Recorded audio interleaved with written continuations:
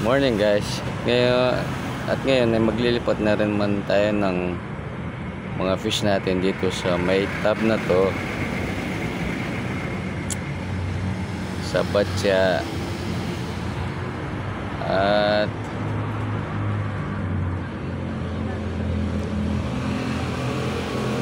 lilipat natin yung mga crossbreed natin, yung full gold at albino full pattern platinum white.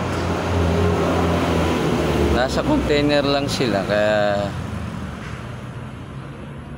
hindi sila, konti lang yung yung space nila, kaya ililipat natin dyan sa may tab.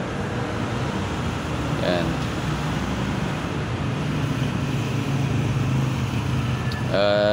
Kukunin na natin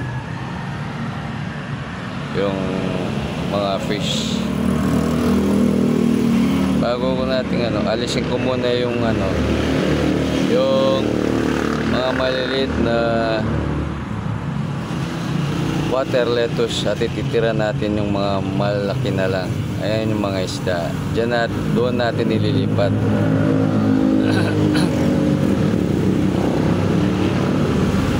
Ayan.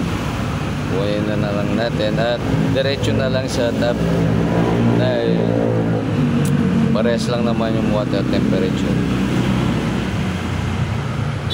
Diyan na lang natin lahat para mas mabilis silang dumami dyan.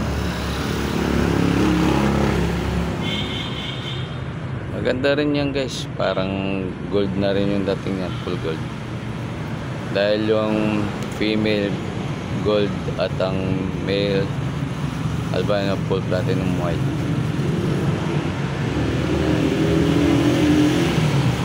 Diyan na sila magpaparami.